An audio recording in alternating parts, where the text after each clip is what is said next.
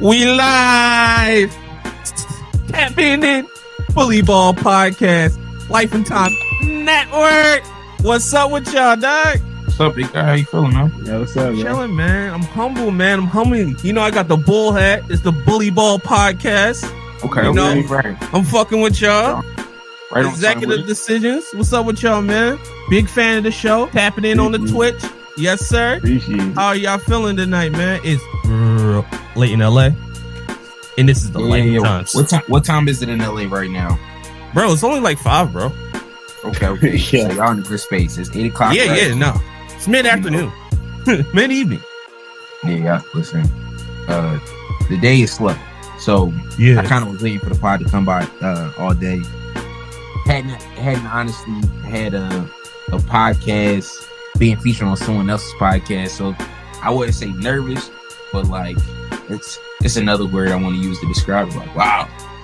We usually interview people or talk to other people. Now people talking to us. It's kind of flip the script, bro. It's different. It's different for sure. I've been on other people's shit. People have asked me questions. I'm like, whoa, I'm not editing this shit. I gotta be ready. It's a pleasure. I wanted y'all guys to introduce yourselves to the Life and Times Network crew. This is Bully Ball Podcast. 2 of the co-hosts are here right now. Go ahead, introduce yourself. How y'all feeling? all right, Jay. Let's not go by Coach Pop, but we go by Jay. It's a Bully Ball Podcast, but we know Nate from way back. So he knows Way back. Jordan. Way back. I'm gonna let Coach Jazz introduce himself. Yeah. Jordan and Jay. We definitely on a more personal level. We going by J and J, but for this show we go by Coach Jazz, Coach Pop. You know what I mean? There we go. The X's and O's of the Bully Ball Podcast. Right. That's what I'm talking about. Now, here in the Life and Times Network, we like to do a mental health check. How are you feeling from a 1 to 10, my friend? If you don't want to begin, I can. Let me know. As black men, we got to tap in. We don't talk about shit. I didn't talk about shit for like 4 years once. It was a little tough. That's a fact. Listen, mental health is definitely an important aspect, especially as being black men, working black men. I know we all got our podcast. Got a job and shit. Jobs and careers, right? So I would say on a 1 to 10, this week I'm a solid 8. I think Good shit. I've been more inspired to go into my podcast and deeper, and that's kind of bringing me to a better mental space in life. It's just being able to kind of get into my dreams and aspirations, so they say. So Yes, 8 sir. on 8. How you feeling, big guy? I was about to say, Jazz, you want to go? You want me to go? Nah, you go, bro. Bro, I'm at a 9 out of 10, bro. I just got to sell. Now, listen, when I don't get a sell, I'm cruising at a 3. So, that's that sales. That's the life of sales, bro. Like, because, you get in there, the boss is like, where's the money? I'm like, I'm trying to get it. I'm trying to get the money. But you can't be in there not producing. I really, attach that work ethic to the podcast, to my other projects. You got to go out and do it. Like, it doesn't even matter, right, if you fuck up, mess up in the process, as long as you're doing, as long as you're active. Right. Like, that's very true. How many shots Steph missed, Right. Okay. You know what I'm saying? Player of the year, so. He just got that shit. They said he wasn't clutch. You know what I'm saying? Which is crazy.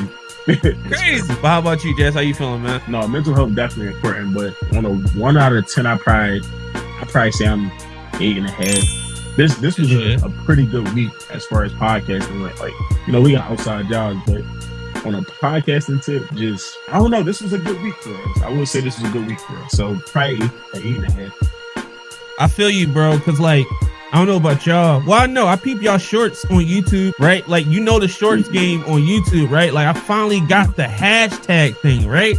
Like, I finally got that shit right, where I get some actual results and some reactions. Right. Like, initially, I was just putting the shit out. It'd be like 20 views, everybody dip off. Now, at least a couple hundred. Right. Recently, I got 7K, 10K, and then 2K. So the hashtag game, you got to jump on the moments too. Like, I'm sure you guys noticed there's an uptick of reactivity towards your podcast during the playoff season. Everybody's tapped in. Absolutely. Yeah. Jay is our TikTok guy. He's he's really controls the apps that are more active and do a lot of stuff. The crazy parts are where he kind of finds the trends and he brings it to me, and then I just take the same trends to Instagram. Because YouTube Shorts, I think, is really hard to dominate. So, you know, shout out to us, shout out to you, Nate.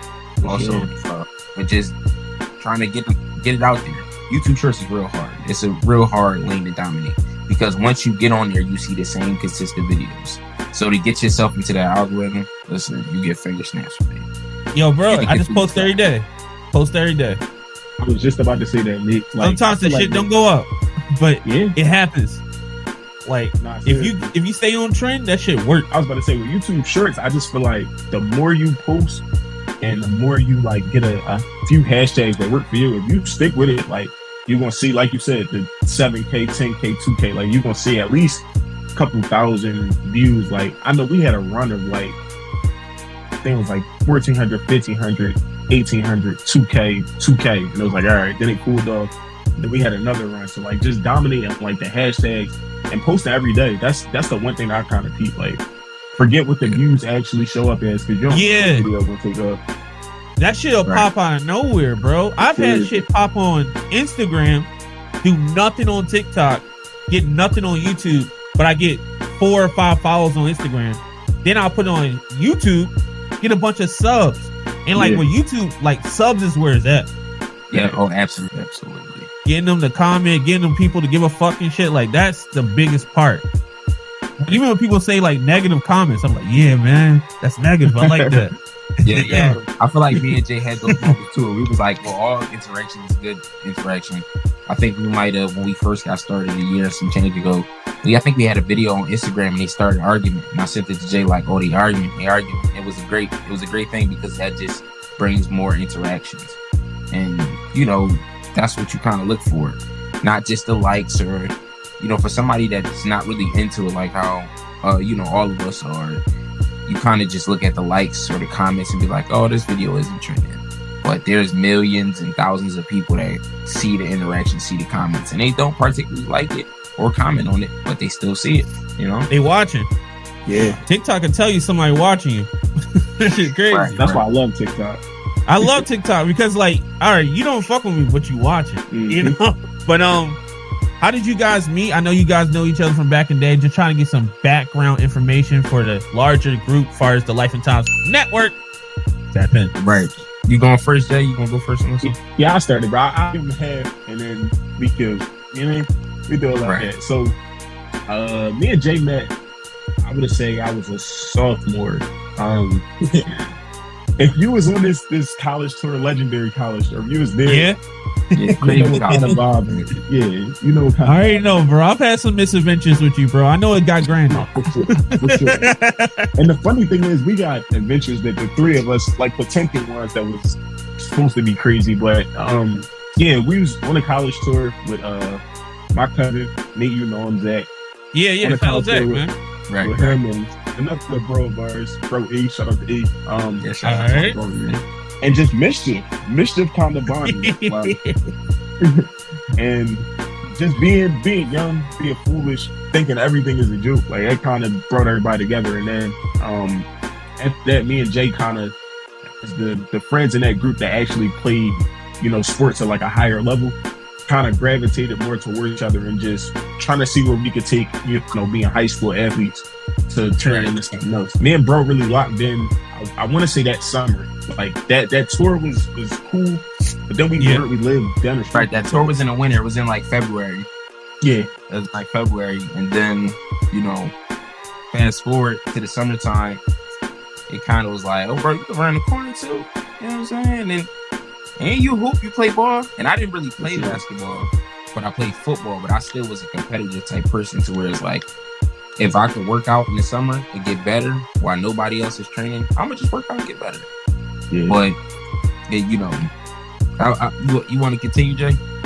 Oh yeah. So and we could just bounce back and forth on each other, bro. But then throughout the summer, it was just something to get better, respectively. Like, it was just like, oh yeah, bro, like, you want to do this? All right, bet. And then every day I'd say we ran like a mile and a half to some that nobody was at, like, just to work out. And then from there we just built this bond. Like, we got crazy adventures and stuff that happened. But I think that summer was the summer that it was like, all right, like, no, this really is my dog, because he worked out the same way I work out. He want to get better the same way I want to get better. And then you gotta lock in. Same purpose, same drive, you know.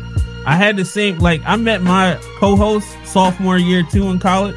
No, it's freshman year, but like we started having the shenanigans in sophomore year.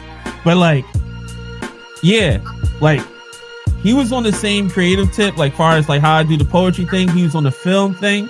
So like when you're doing those type of things, not everybody's gonna jump on the bandwagon. Not everybody's gonna give a fuck, right? So like I will push him, he will push me, and then we'll get things done, right? And then it culminates into things like this, as far as the podcast. But like, you know, as far as backgrounds, we're all from Philly, right? Yeah. You know, 215, cheesesteaks and all that. Now, as far as like, and I've spoken about a lot on the podcast, but like, we're older now. We never really talked about it. Like, we were kids, we were just chilling, right?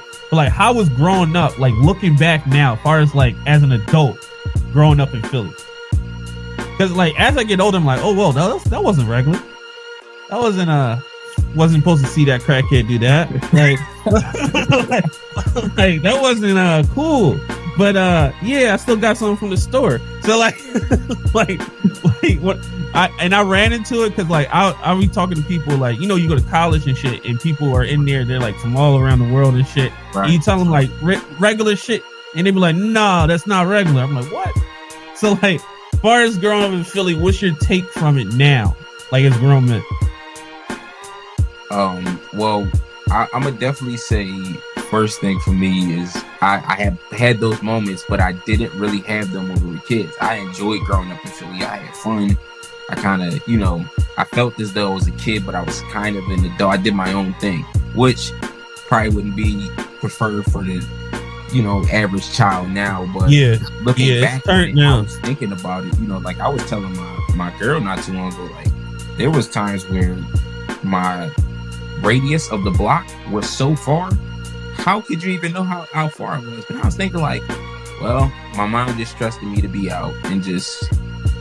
That's when you can just leave for the weekend. Like, we used to be out, especially as young boys. Like, you used to be out. So like, I don't think kids have that much fun anymore. They be hopping in Ubers. They be mad as shit. Like, there's a lot of energy out there these days. Nah, seriously. And the funny thing is that you say about Ubers, like, I remember, mind you, young people that I growing up with. I think I met Nate, what, 7th grade? Yeah, 7th grade, middle school. Yeah, 7th grade. And then met Jay in 10th grade. Like, I have stories of walking with y'all far distances that we definitely shouldn't have been walking. Bro, like, oh, we had some situations, dog. Yes. That little Willow Grove situation. Yes. Yeah. Talking to the shorties. Yeah. The Bulls is right behind us. Good times, man. Good times. Now we on the bus with them. You know, we built a character. Right. But oh man, that shit was fun. I don't know. I feel like it's not. It wouldn't be normal now, but I feel like Jay said, like kind of being like a kid / adult at the same time. Like even with that situation in Willow Grove, like we kind of knew, like, all right. No. It can only go one or two ways. I remember stopping. Like we stopped them. Like we stopped, waited for them because we can only go one or two ways. Yeah, right? So like, I'm like, we gonna do it here. Either we fighting or we going home. What we doing? Yeah, right. You want to go home or you want to fight? Shit like training day.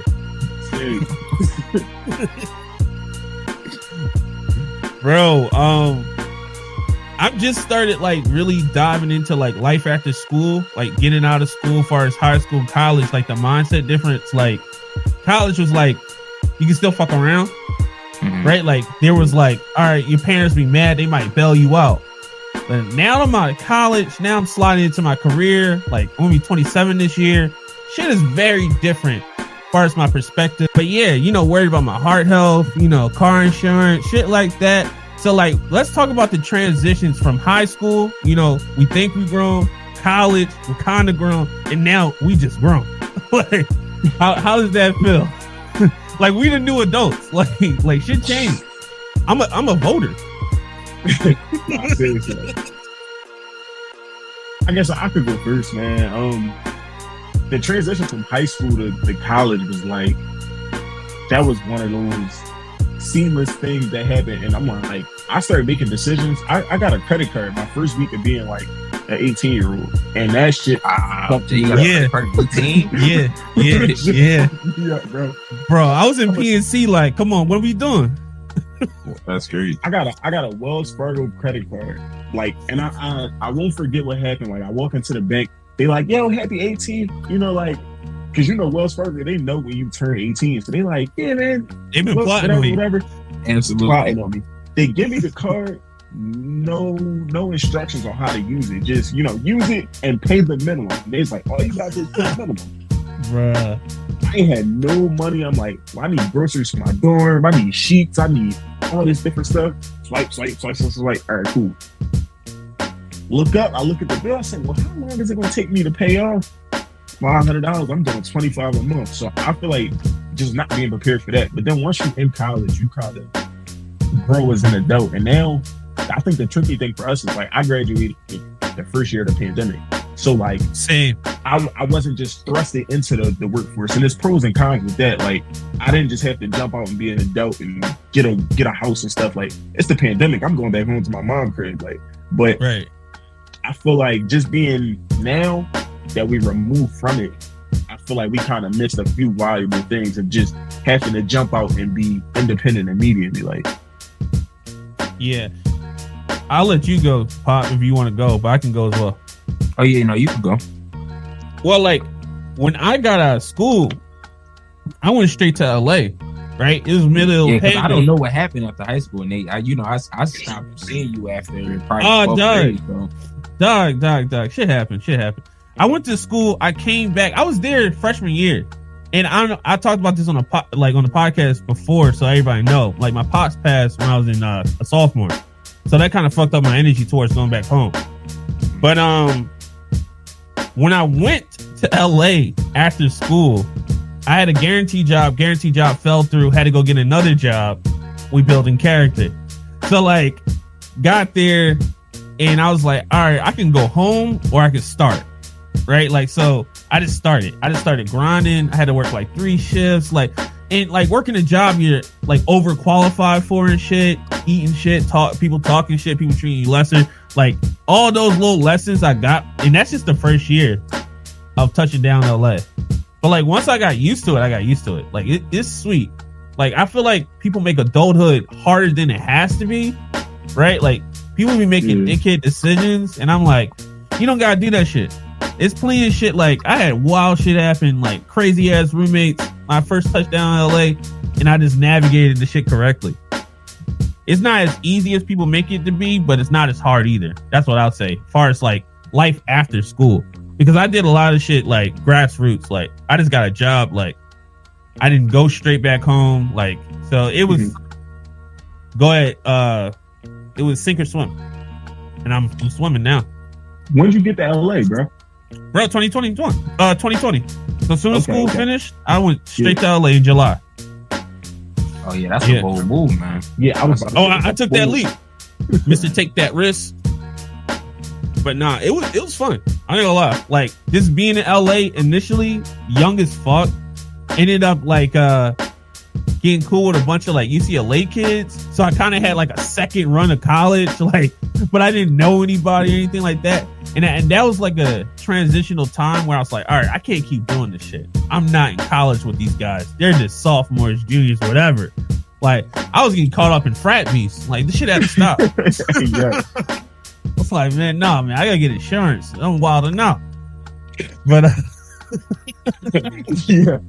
because I'm dealing with all this stomp the yard shit, bro. Like, they having bulls having dance battles and shit. Like, they picking their favorite colors and shit. I'm like, oh man, I gotta get up out of here. Sorority shorties, like, I'm cool. Like, I can't be dealing with that after like 23, you know? Yeah. I had a lot of experiences of just being around that type of energy too. I guess. Because Jay, we kind of went to the same style of college, or the PWI, so you call it. I was in there. I ended up leaving Philly, going to East Stroudsburg. Went there. I was up there for like 5-6 years, after I graduated, I came back to Philly. So that was my big move because I was living out in the Poconos for so long.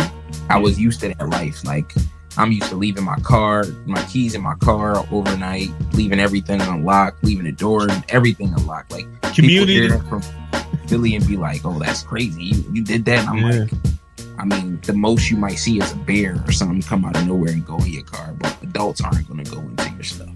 So you're not getting robbed out there. Yeah, you're not getting robbed out there, absolutely. But I come back to Philly, and now that's what I think I was scared at first to come back to Philly, because outside looking in, you be like, you hear, "Oh, Philly is bad, it's crazy, it's this and that." Me, I was a little shaky, but when I came back, I was like, "Oh, it's kind of like when I was a kid, but now I got money and resources." Yeah, I was like, "Nah, this is kind of lit." And then ever since I came back, I was like, "Nah, I'm gonna be here for a little minute." Like, I'm just getting into the conversations or the ideas of maybe I'll leave soon in a couple years, but I've enjoyed being able to be here, know everybody, and know how to get everywhere. It's resourceful and stuff like that. Nah, I can't lie, bro. I feel that, because like you said, you went to East Stroudsburg. Imagine going 4 hours further from East Stroudsburg, and now you up in Jay, you got that, bro. I don't know how the Falls, right, bro. Yeah, bro. I'm not gonna hold you. Like, the worst thing that happened to us was we left for summer break, and like our landlord, he like stole a bunch of stuff out of our house. But other than that, we could leave our doors unlocked. Like, it'd be cool, bro. It's cool vibes. And he'd come back there, and I was thinking the same thing, but I'm like, yo, now I'm just a kid again with money. Like, no BS. I went to Max's the other day, like, and I remember as a kid, Max's top cheesesteak in the city. But I remember as a kid going there and being like, yo, 15 for a cheesesteak is crazy. And now I'm an adult, and I'm just like, yeah, like, this ain't that bad. Yeah, let me get like 6 of those, man. Man, come on, man. Like, yo, just to like heal my childhood wounds, you know. I do shit like that all the time. Like, man, I couldn't get this when I was a kid. I'm just gonna buy it real quick. Oh, Nick, I'm glad you brought that up, bro. That's one of the models where I've kind of started to live by, not just now, but like in the last 3-4 years of my life. Because I've been living on my own for a long, long time, even before I graduated college. But just having my own space, own apartment, bro, I dribble the ball in the house. You know, maybe not every day or every week, but I dribble the ball in the house. My mom would never let me, you know? Oh, no, bro. First thing I did. That's the first thing you do, bro. I stayed up late, had cereal for dinner, all types of wild shit, bro. You know, like, I started mixing it up. Like, I was like, whatever, man. I do what I want. Oh, man. Opening multiple cereal boxes at a time. Oh, dog. That's a taboo. What? That was like big problems if you did that shit, bro. Man. And I'm mixing them too. I'm gonna have you wildin'. I'm mixing them. Come on, man. Yeah, I ain't even mad at you, bro. That's the type of time I want. I'd open 3 boxes, not even finish none of them. Maybe eat a bowl or 2 out of them top though. Get a family size. Don't got a family. Yeah. Nobody in here. Just me. Just me, man. Me and the Wi-Fi. But far as the, you know, podcasting and everything like that, what's your personal goals within podcasting? You know, we got Joe Rogans, we got Joe Buttons, we got a lot of Joes, but what about us? All right, so I think as far as life, personal goals within podding will probably be, I think I tell people this all the time. My goal is for me and Jay to play in the NBA Celebrity All-Star Game before we're 40 years old. That's why y'all would cook, bro. Yeah. Because there has to be new celebrities in the All-Star Game, every Celebrity All-Star Game every year, or every other year has to be new celebs. Can't be the same celebs. Bro, y'all gonna get in there, bro. We gotta get in there. We gotta show our expertise. More traction in the city, man. Gilly, you probably get y'all in there. Like, it'll be a Philly thing. It'll be a Philly pull-up. But yeah, I feel like that's attainable, bro. Yeah, that's my biggest goal right now. I guess other personal goals, but if I just had to think about myself, is trying to see how much we can build from it. A lot of things happen now where they're not really coincidental, but they're because we're consistent. So I guess the goal to see how much can we really like turn this into. That's my biggest thing. How far you can take it. How far can we take it? Yeah, no, I feel you on that, bro. I'm like on what, year 3, going into year 4 come August. And like every year, more shit has happened for me because of the podcast. No lie. The glasses I have on my face is because somebody I met and he was an optometrist and he gave me free glasses because of the fucking podcast. So it's one little thing. That's very this tough. Little shit, you know, like little shit. And then big shit too. I got my job because of the podcast. Like I was doing retail. I've been working retail since I was a grown, like since I hit 18. So I have like 8 years plus in retail. I'm working retail. I'm handing out my business cards. This is like when I first started podding. And the dude's like, man, you're a hustler. I'm starting a company. When we start hiring people, I'm going to come back to you. I get on, I show out, I do what I'm supposed to do. Never been in the field before.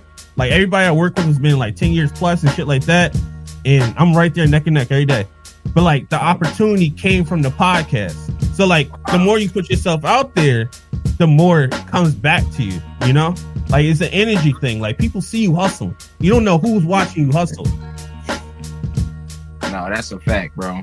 And shout out to you, man, because that's a great thing to be is in other rooms with good energy and great spaces, because that's one thing that we kind of look forward to is we're not looking for, you know, monetary stuff. We're really looking to see, you know, what the recipe that we have, you have, other successful podcasts with just being consistent and networking and hustling and putting yourself out there. How far can you go? And people show me every day. That's why we inspired to show up at Monday, 9 p.m. Eastern Standard Time. Yes, sir. Check us out, you know? Bully Ball Podcast in the building. Dude. Yes, sir. You know, but nah, man, big fan of y'all for real. Like just the energy y'all bring, just the level of character. I know y'all for a long time. I was so excited when you dropped and I saw you doing that shit. I was gassed, bro, because like Joe Rogan and them, they created their own podcast universe, bro. They created that shit. All they homies was jumping on. They was like 500 episodes in before no bread came around. Yeah. It was just them and they homies. Like people gotta understand it's a long grind, but if we're all doing this, if you network at your level, you can expand higher. You'll be the tree. Not just the roots, you'll be the tree. But like we can expand this shit, bro. I know it's people that's like up and coming, building pods. Anybody I know, especially that's us, you know, black like us, bro, we gotta work together. It's up to us as far as like generational change and energy and stuff like that. But like, I won't pontificate about that too much, but like, it's important. Like, it's really important. So like, of course, basketball is cultural. What are your thoughts about ball within the culture? I remember Jazz crossing me over for like several years in a row. I never got better, but I was like a 3-and-D guy, you know, great on defense, hustle effort, always got up when I got crossed over. And I never gave up, you know. But no, like ball, crossing somebody over at the park, blocking somebody at the park, like that shit was a moment. I remember guarding some grown-ass man at Simons, and he was trying to dunk on me because all the shorties was there. It was a wild time. How do you think basketball is like ingrained in the culture? What are your thoughts about that? I could start on this one. I feel like, well, actually, first of all, shout out to Nate, because I'm not gonna hold you. Nate is that friend where like you put bro on your team, and it don't matter. Like he just trying to. Get bro gonna hustle. Yeah, you gotta love that. I'm a hustle. I don't give a fuck. He crossed me over. Next play. I got short memory. In the culture, though, I feel like it's easier to go have a pickup basketball game than it is to go play any other sport. Like a pickup football game kind of requires like some coordination, but like a basketball game, you can go to any park, and as long as you got a basketball, like you're gonna be able to hoop. And I feel like just with the culture, like it kind of goes into, I don't know, like it go into like the subconscious, like.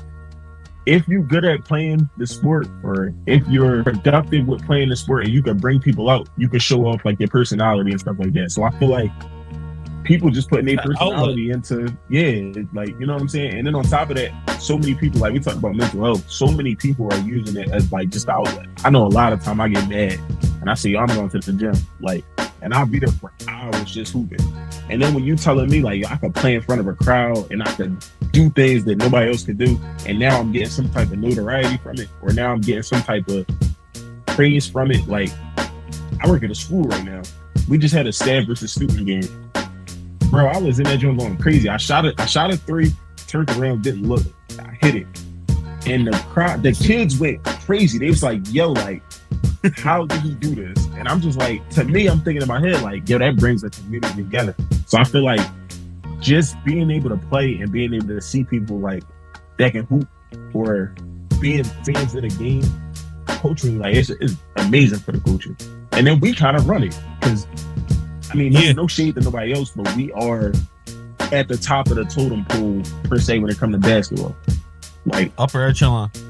Yeah, so we run the sport. Now it's other cultures that's trying to catch up, but like as of right now, we run the sport. How long we ran it until we got a Jokic, until we got a Giannis? Like, people are talking about these overseas people. Let's talk about the dominance we had for decades, damn near. Yeah, I was about to say, like, what was the inception of basketball? Like, what year? I say a century or some shit. We just been balling on people, even when it was, they said we couldn't ball on people and shit. Right. Bill Russell days. Okay. Yeah, for a long time, you just Wilt and Bill and Wilt. Yeah, you know. So it's crazy that we've been dominating basketball as a people for so long, and it has been around in other cultures, but I guess the National Basketball Association is the best league in the world, and it's predominantly filled with black men like ourselves. So it's one of those things where it's kind of proud to me, and it's nothing that I take too seriously because I enjoy the Jokic's, I enjoy the international Giannis, all of that.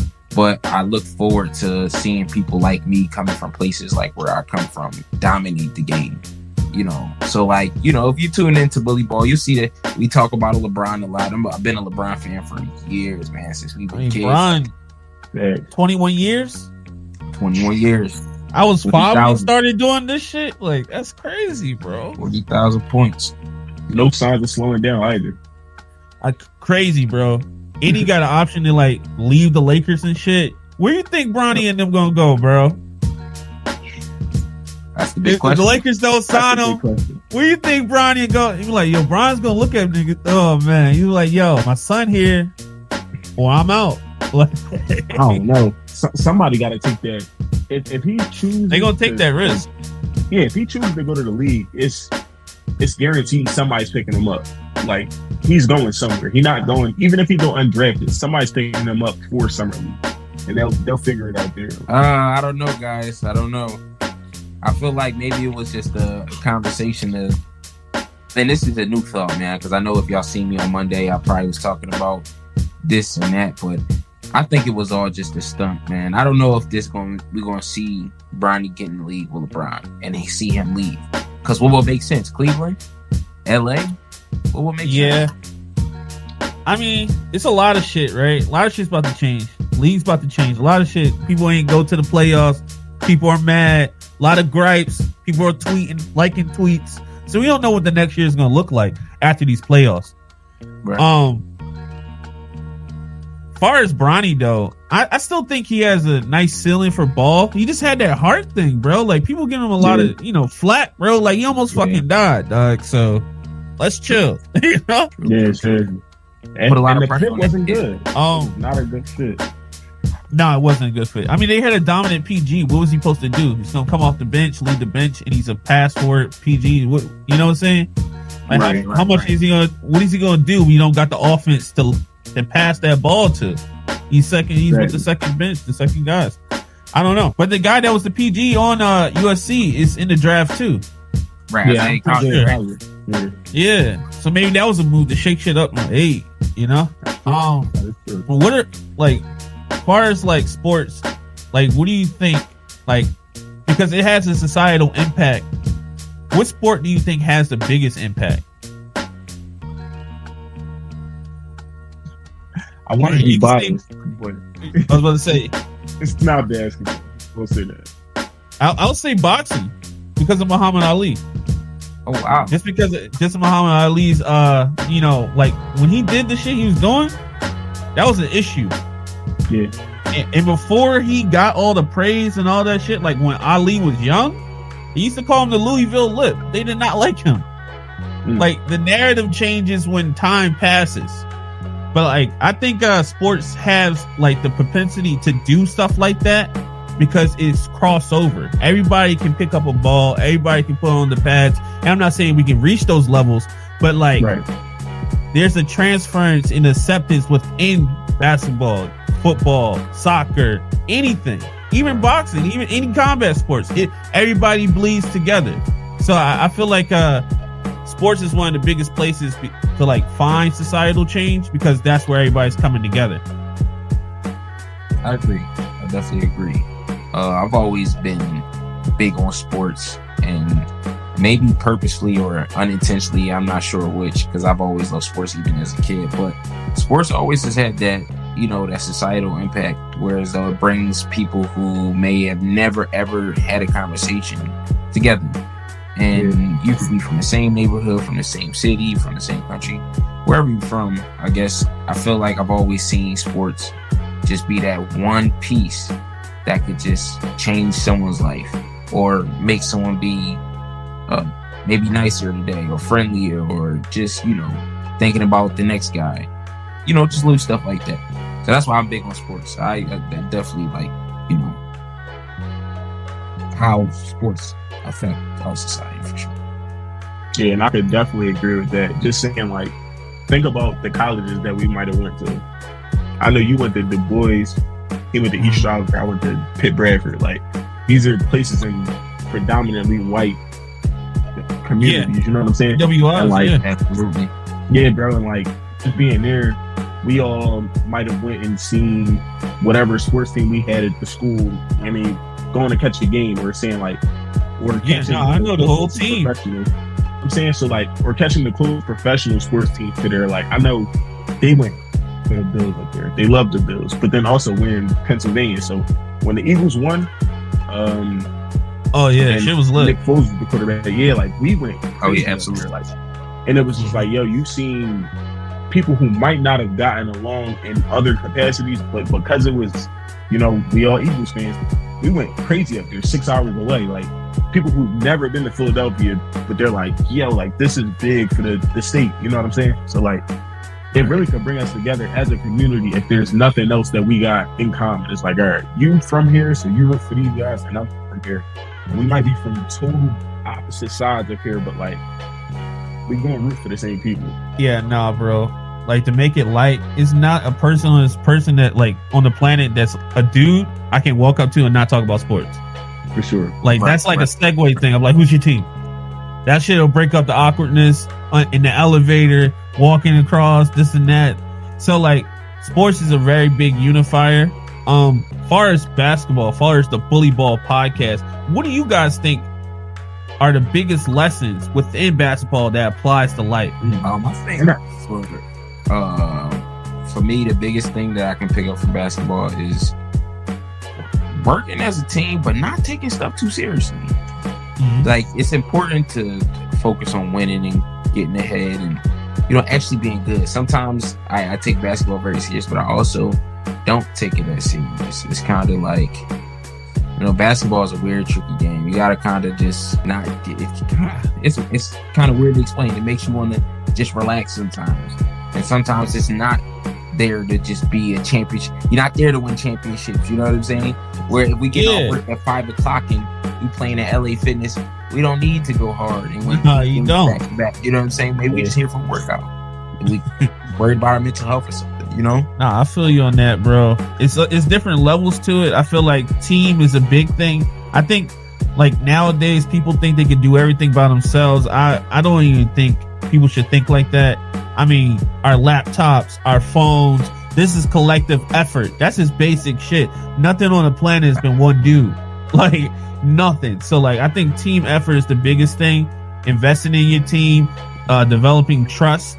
I saw this Kobe quote where the guy was like, it's like certain teammates wanted me to pass him the ball and he used to not do it, and then he started, right? And he didn't, like, what he broke it down to say was that, like, you don't know everybody's journey. You don't know what passing that ball means to them and where they're trying to get to in life. So, like, when you help somebody out, when you do more than you should, and assist, that can push you in them further and higher in life. So, like, I don't know. I think working together in cohesion is a big thing for success. Okay, I would definitely say basketball taught me two things, just kind of about like podcasting. Number one is you get the results of the work that you put in. So I kind of noticed early on when we were like first starting out, just trying to figure it out. It was like we put in work, but like, for instance, when me and Jay first got to know each other in that summer, like, the work we put in then was way different than the work I might have put in 7th grade, where I'm just going and shooting shots. Like, the work we put in that summer was game shots. And I'm noticing, like, yo, we could go on Instagram and be like, yo, tap in.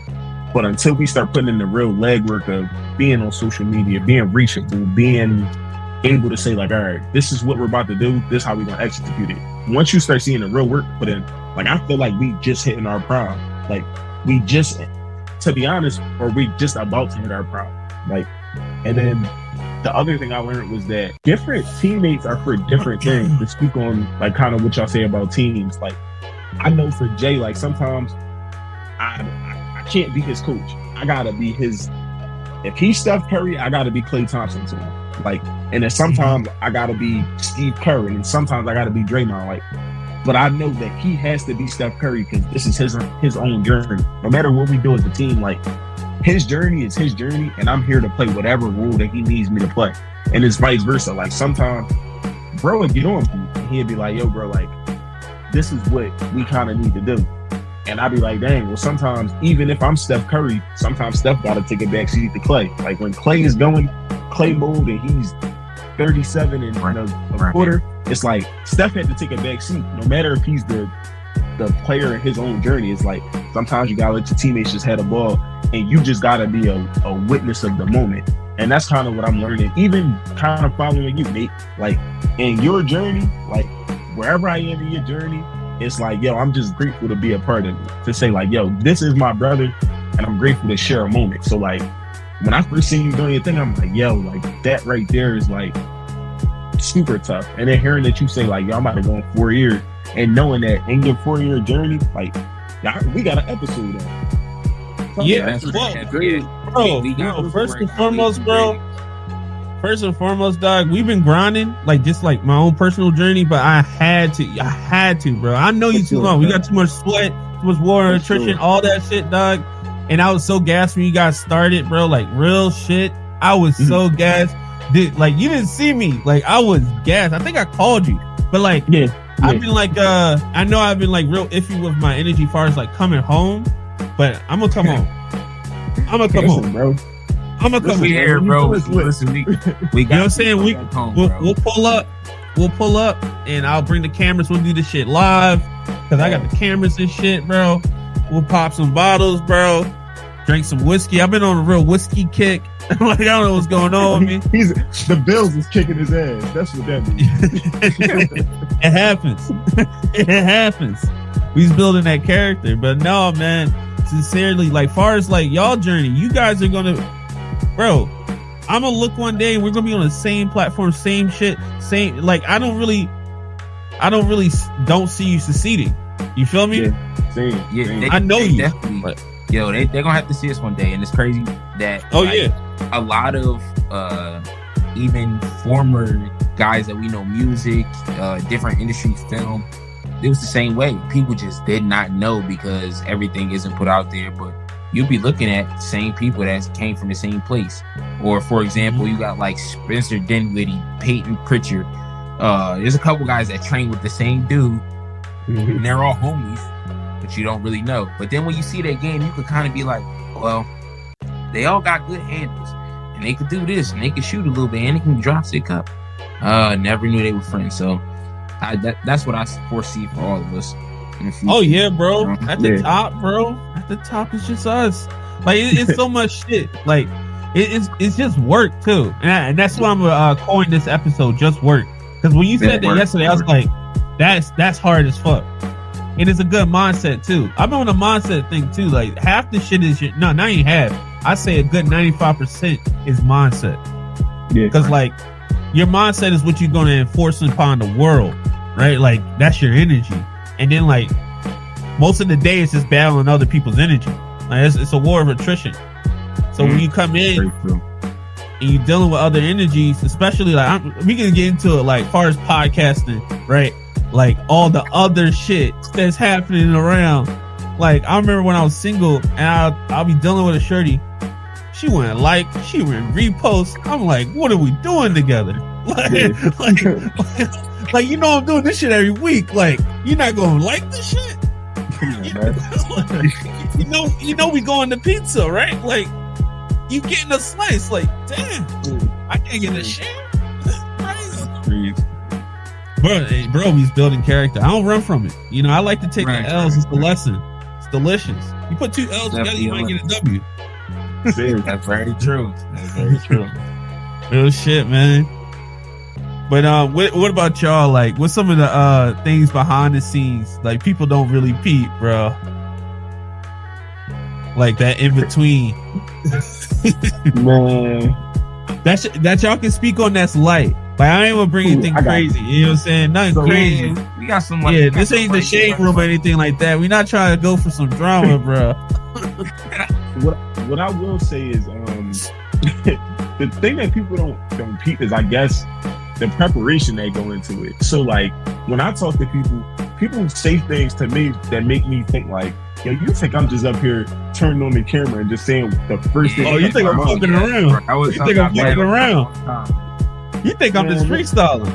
Like, people don't understand. Like, somebody told me the other day, like, yo, you should get a board and write down like 5 topics that you. And I'm like, yo, we're doing that. Like, bro, unsolicited advice is a fucking cancer, bro. Crazy. It's horrible, bro. Crazy, bro. What? People be giving me advice, never done shit in their life. I was like, what the fuck, bro? You are an accountant. You go to work 9 to 5. You go home. That's your life, which is cool. But you're not outside like me. Every episode, I'm outside. Hey, hello world. Like every episode, every week. So like, if you're not doing that, if you're not an artist, if you're not a musician, if you're not a podcaster, if you're not doing something active that can be judged, chill. You know, like please. I've had so many. Oh man, some stuff is good, but some shit be like, all right, bro, what? Yeah. Sometimes when people give ideas, it'd be like, all right, yeah, that was. I see why you said that. It's very rare, but sometimes like, oh, I see why you said that. I had a mic issue initially. That was like one thing. Somebody was like, yo, bro, I can barely hear you. I was like, oh well, that sucks. Yeah. Gotta go buy some better mics, but they were right. So like it's good and bad, but like I don't know, like the negative energy is at an all-time high. Like I've noticed that, especially if you're aspiring, especially if you're trying. Mm-hmm. Everybody got something negative to say. If you're just doing something in the middle, people say it doesn't matter what you do, good or bad. Like it's gonna be some 2 cents. You gotta change who you're around. That's all. Right. That's a fact. You know, not even just too crazy on the negative part, but just when you're trying, I guess more so on that part. Like, for example, when we post on Instagram for our podcast, oh my God, they get us with the algorithm. You know, like if I post something dumb or something that social media is more likely to pick up, I'll get so many social interactions and views and maybe like 200-300 views on just my personal Instagram story. But if I post on my business or I share my bully ball stuff, bro, I might get like 50, 100 maybe views. It seems like it's way easier, you know, to get the attention for doing nothing or the nonsense and stuff. But no, they want you to do bullshit, dog. They don't want you on your purpose. Like that shit is real. Like I've seen like I've grinded months, right? And then I post some shit at a party. Everybody and their mom DMing me about it. I'm like, yo, you can't be serious. Can't be. Yeah, I just posted about the book. You ain't gonna talk about the book? Nah, bro. You was lit. You living shit out there in Cali, bro. We got smoke. I'm like, yo, you're wild, then, bro. like this the mindset too. But that's the thing. Like people don't be on their purpose. They be looking for distraction. That's the big thing out here too. Like once you get on your purpose, you see how like fruitless certain interactions are. But I don't know if you were still giving your life, behind the scenes of what's going on behind the pile. What you got for us, Jay, Coach Jazz? I ain't gonna hold you, bro. That's like my biggest thing. But other than that, it's just finding the time to do like. And what I will say is like, because we are like a basketball-based podcast, like finding the time to be like, yo, can I talk about something other than basketball? Like sometimes when me and Jay talk and we do pre-pod meetings, like we gotta schedule in like 20-30 minutes just to catch up on funny stuff, because it'd be like, bro, we're gonna. You ever think about like just expanding the pod, like doing some, just doing some other type of content? That's how I got to smoke sessions. That's how I got to the fight, right? Like I had different interests besides the main thing, so I was like, all right, I'm gonna do more shit. You know what I'm saying? Like, right.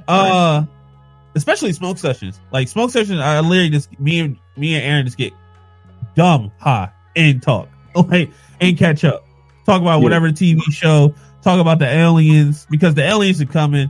The ocean, we don't know what's in the ocean. Robot, yo, bro. All right, real rap. I could talk about it. We have discovered nothing in the ocean. It's just down there. Yeah. We just chilling. Government's not doing shit. All right, never mind. Bully ball podcast. Like my Tom's Network, right? Like collab season. Yeah, bro, you gotta tap into that, man. Smoke sessions, but nah, the shit is it's fun to expand, and it's good just to get outside your regular content. It's almost like a break, because like when I do episodes like this, it's like an hour. When I do the fight, it's like 10 minutes. I'm like, yo, Ryan Garcia left hooks, which is crazy, insane. No, you know what's crazy? That's something that we kind of, and I won't get too far into it, but that's one of our consistent or revolving conversations as far as bringing more to our viewers. See, because it's like our bully ball stuff, we kind of have it set up to where we're not just podcasting. We make sure that when we go back, we would actually watch our stuff. And that we would actually agree with these opinions. Sometimes I have wild takes. That's usually my thing on the pod. But a lot of this stuff is like, oh, would the viewer like this? Would the viewer do this stuff? So hence on why even on the, as extras, I do a lot of giveaways or test and quiz and stuff like that to win money and prizes, sweepstakes, all different types of stuff, parlays, and just get stuff, because I try to expand. I want to be that podcast that, somebody else might want to see. It'd be cool if somebody was tuned into your podcast and they was thinking, what if I could just make $50 from watching this? Well, we give you opportunity to randomly make $50 if you might need it. Just to the Bully Ball podcast. They handing out 50 pieces. I tried that shit, man. I didn't win out sick, but that's behind the scenes. bro. Do you guys got an upcoming podcast on Monday? I don't know what you're going to talk about. The playoffs are happening right now, but do you want to shout out anything? Do y'all want to big up anything? Of course, send me the links after this. I'm going to post it. I'm going to post it and tag you on YouTube, Instagram, everywhere I post. I'm going to tag you. I got to get you on TikTok. But, as far as social media management, you guys divvy it up well, because like I'm doing the YouTube, the Twitch, Instagram, all that shit. Oh, not Twitch, TikTok. I literally be like, I work from home though, so like I literally be like, that's why I said you're a hard worker, man. I couldn't do all that, bro. You doing it? It's crazy, bro. I love the grind, bro. Right. I'm a worker, bro. I had to change out my habit. That's all. Because I'm not gonna hold you. Just the way we split it up as kind of evenly as we can, in a sense. Like Jay kind of went. What I might do on social media, Jay is doing behind the scenes other stuff. So it's like I don't have to worry about certain things that we do, because I can see what he's doing, but like it's just his realm. And it's kind of vice versa on my side. Like he can see what I'm doing. We got passwords for everything. So it's like if I wanted to just hop on Instagram and be like, all right, let me see what's going on, I could do it. Same thing with him on YouTube and TikTok. But just trust me, your partner, and being like, all right, well, I know bro is taking care of this, so let me just take care of this. And when we collab and come to each other, he'll tell me stuff and I'll be like, yeah, I already seen it, but this is bro victory right here. Or I semi go viral on TikTok or YouTube short. It's like, yo, this is my that's the funniest part, bro. I literally like I don't check right after, bro. So sometimes I might just be scrolling throughout my day. I'm like, yo, Mo posted a video. This one got 10K views. I ain't even see it. Like, I might even see it for weeks, bro. I've seen stuff from him from like a month or two ago. I haven't even seen it. I'm like, bro, this joint like almost went viral, bro. Like, bro. Aaron does the same thing, bro. He be like, yo, I just caught up on the last episode, bro. Like, how did you get that and this and that? Because I got a new editor and shit. Shout out to editor, shout out Hype Mind. They're gonna cook this one up. Oh yeah, for sure. If you guys ever want to do business with them, let me know. I'll bridge the gap. They're gonna hear it, but you know, bridge the gap for sure. Shout out to them too. Solid work, great work. I actually had them on the podcast. That's how we met. See, podcast branches. It's beautiful, bro. Branches, bro. But no, shout out your upcoming things. Shout out the podcast.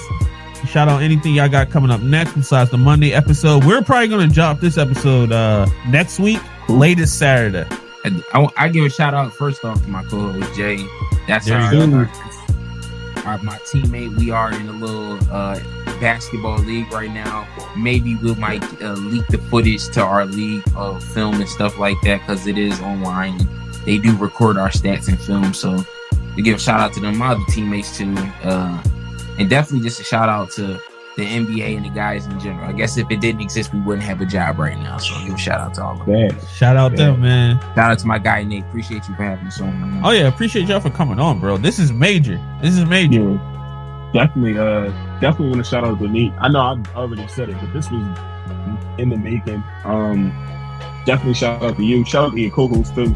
Definitely want to meet, bro. Come on. Oh yeah, yo, y'all come out. We're gonna get trash. You're gonna meet him. You're gonna be surprised. Aaron cool as fuck, bro. Like the first time I met Aaron, he was boxing and shit. Like he's thorough. Yeah, you're a thorough dude. Like, is he from Du Bois or? Yeah, actually, he's an army kid all around the world. Okay, his folks is from Du Bois, and he went to school at the same time as me. Right, serendipity. But yeah, as far as like upcoming stuff, you know, we other than the Mondays, we're looking to do a few other series. Won't really get into the details of them, but there'll be things that are dropping soon via social media and a couple other ways. Looking to drop some merchandise, just different stuff that'll. Got the merch on. Yeah, yo, merch was tough. Merch is tough, bro. My girl actually helped me with the merch. Oh, that's tough. Yeah, like merch is tough. I've been working on that for a long time, man. Yeah, it's the creative process itself, The creative process, like making it. But like, if y'all ever need sites or anything like that, just let me know, because I'll see you the right way. Same thing on the Buzzsprout, all that stuff. Like, that's all information that I had to go get. So like, if I can give it to you, it's lit. Because when I was looking for it, shit was annoying. But like, shout out to people, right? People I met through the podcast gave me more information. So like, you keep grinding, you'll grind your way to success. Just work. Just work, bro. Just work. Life and Times podcast, Bully Ball podcast. It's been a pleasure. I see y'all boys on Monday. Pleasure. I see you Monday at 9 p.m. Shout out to Life and Times, man. Bully Ball. Oh yeah. Shout out us, man. All right, peace, y'all. Peace.